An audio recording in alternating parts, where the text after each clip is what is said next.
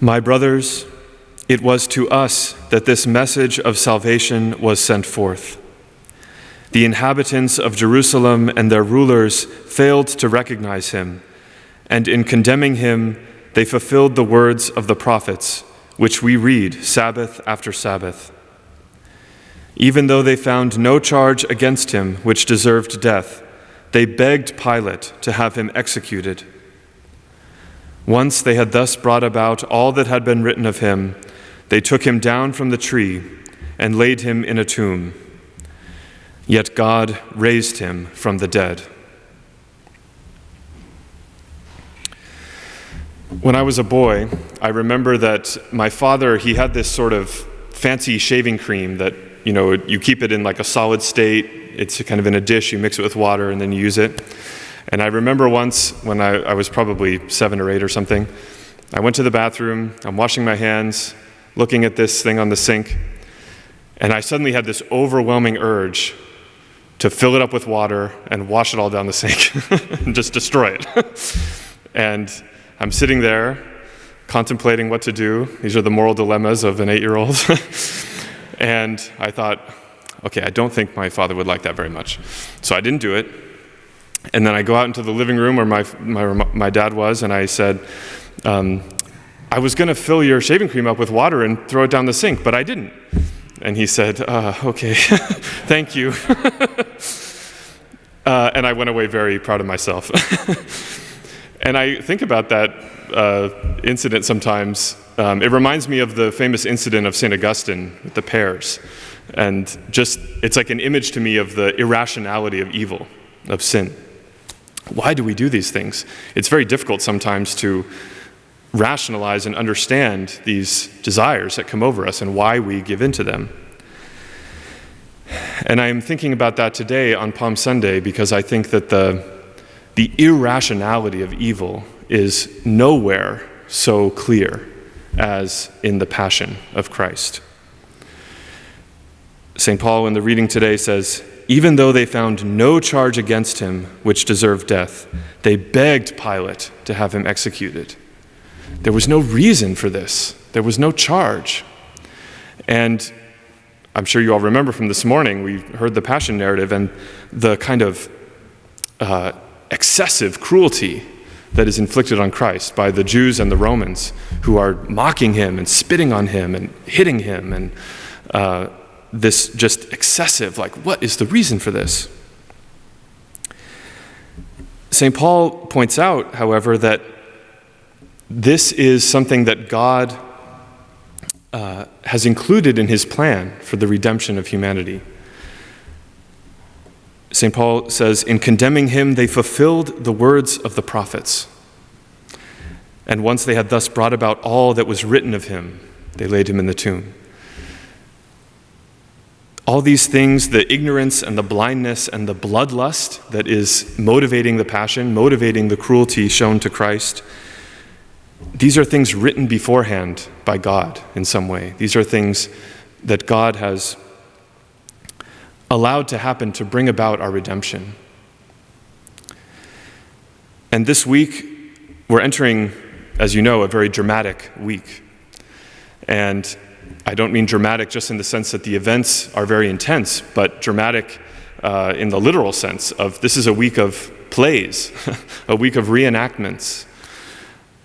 And in these reenactments, these liturgies of Holy Week, we're going to encounter that same malice. But the thing about these liturgies is that we are actors in them. They're not just things that we watch, they're things that we participate in. We might find ourselves in the role of a fearful disciple or an onlooker wondering at what's happening, or we might sense in ourselves the disposition of an onlooker who sort of shakes his head and moves on. But whatever effect they have, these liturgies have a unique power to place these events in front of our eyes. They immerse us in the sights and the sounds and all the feelings that go with them. And I think whatever each of us in our particularity might feel, there's two things I think that we should feel or that we should look for when they arise. One is compunction, if that is not too small a word, maybe horror is better. I think of the hymn, Ah, Holy Jesus, that we sang, who was the guilty? Who brought this upon thee? Alas, my treason, Jesus, hath undone thee. We should see something of ourselves in the persecutors of Christ. And that can be hard but I think that even if we can't imagine, literally doing to somebody what was done to Jesus, we do have to recognize the seeds of that same malice, the seeds of that same indifference that animated his murderers. Think of the words of Jesus himself. You have said to the men of old, you shall not kill, and whoever kills shall be liable to judgment. But I say to you that everyone who is angry with his brother shall be liable to judgment. Which of us does not have a seed of that anger in us? So even if we're not fallen so far as the persecutors of Christ, every sin is a small step down that path. And the drama of these liturgies teaches us that sin. But it also teaches us the solution. What is the force that can overcome those seeds and turn them back into something good? Love. These liturgies present us not just with the sufferings of Christ, but they present us with Christ. He is present to us in these liturgies so clearly. And he's with us in every liturgy in the sacrament, right? But in Holy Week, he's offered more clearly to our senses. We hear his words. We see his sufferings more explicitly. We see his love for his disciples. We see his patience before his death. We see, in other words, his humanity.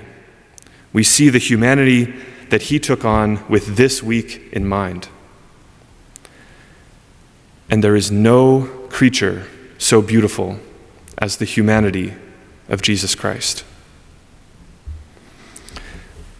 And that beauty, the beauty of Christ's humanity, draws us out of ourselves in love. We're invited this week to look at him, to see how beautiful he is, how good he is, despite the evil being done to him. And this week also invites us to act on that love and to show it to him. We're invited to kneel and prostrate ourselves before him, to stay up late with him, to talk with him, to let him wash our feet, to sit outside his tomb and weep with him, for him.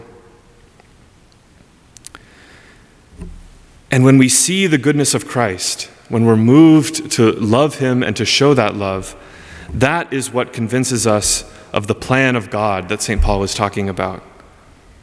This good, the good of Christ, the good of his virtue, the good of his love, is so great that it can include, use, and transform even the evils that we've inflicted on him.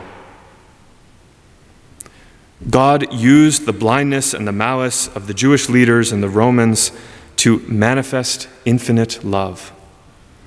And he can and will do the same with your blindness and your malice.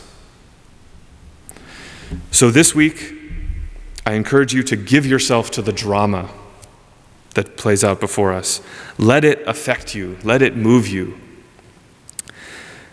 And we can give ourselves to the pain and the horror of this drama because, as we hear in one short line at the end of our reading tonight, we know the author of this play, and we know the ending. The Son of Man must suffer many things and be rejected by the elders and chief priests and scribes and be killed, and on the third day be raised. Today, we welcomed Christ with joy to the place of his suffering. May he keep us faithful as he endures what he must for our sake. And may he find us ready and hopeful when the luminous night of Easter comes at last.